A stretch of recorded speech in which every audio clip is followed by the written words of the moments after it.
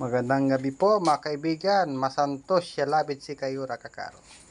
Tamang luto na crispy hipon Kakaro. Magluluto pa ako ng crispy hito mga kaibigan. Lagyan po natin ng dalawang itlog po. Yan po.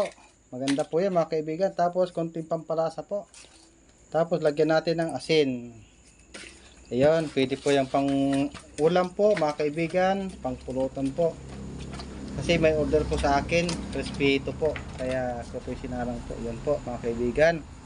Pakipalo na lang po, pakishare po mga kaibigan. Kung gusto niyo po mag-order sa akin, text niyo lang po. Dito lang po sa Sampab yan po. Ito, lagyan ko ng arena po, arena po. Yan, pampalasa. Maganda po yung kaibigan.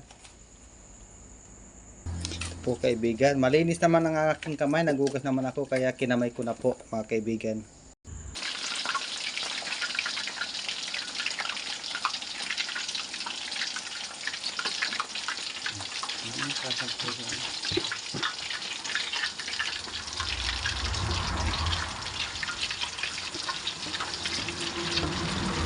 Kulitan ko, ano mo ba? Tangin kulitan. Hirap po.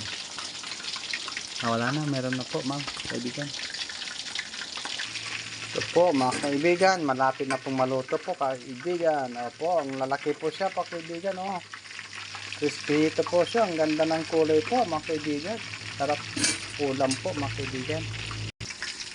Ito po mga kaibigan, lutong-luto na po. Ito po, ang gandang kulay po mga kaibigan.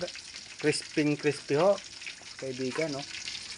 Po, laki po mga kaibigan. 150 lang po yan for ano, 4 piraso po yan mga kaibigan. Ito po isa, laki po.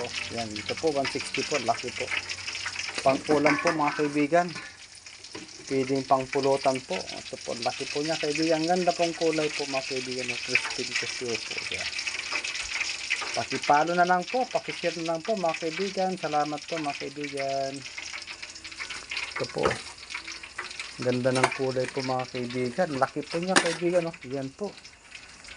Kulang-kulang 2 kilo po. Isa po niya. Kaya 2 kilo po.